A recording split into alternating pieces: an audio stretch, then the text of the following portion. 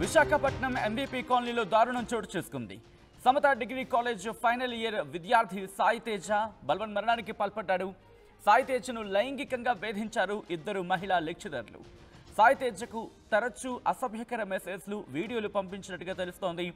ఈ మహిళా లెక్చరర్ల వేధింపులు తాళలేక ప్రాణాలు తీసుకున్నాడు సాయి తేజ. సాయి తేజ మృతితో బంధువులు, సహచర విద్యార్థులు ఆందోళన వ్యక్తం చేస్తున్నారు. ఎక్కడికి వెళ్ళినా ఎక్కడ చూసినా ఇదే దరిద్రమా, ఇదే దారుణమా, ఇదే దాష్టికమా, ఇదే దుర్మార్గమా?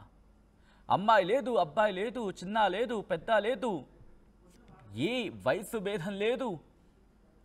ఏంటి దరిద్రం, ఏంటి దుర్మార్గం?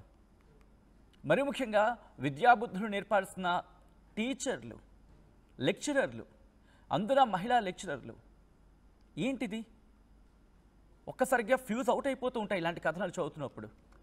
అసలు ఎలా ఎలా ఎలా ఎక్కడి నుంచి వస్తాయమ్మా మీకు ఇలాంటి థాట్లు?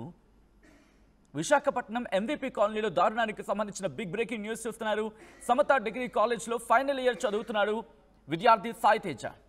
ఆ విద్యార్థి బలవన్ మరణానికి పాల్పడ్డాడు. సాయి తేజను లైంగికంగా వేధించినట్టుగా తెలుస్తోంది ఇద్దరు మహిళా లెక్చరర్లు. సాయి తేజకు తరచూ అసభ్యకర మెసేజ్లు పంపించడం, వీడియోలు పంపించడం ఈ మహిళా లెక్చరర్లు పాల్పడేవాళ్ళట. ఈ లెక్చరర్ల వేధింపులు తాళలేక, ఇక భరించలేక ప్రాణాలు తీసుకున్నాడు సాయి తేజ. సాయి తేజ మృతితో బంధువులు, సహచర విద్యార్థులు ఆందోళన వ్యక్తం చేస్తున్నారు.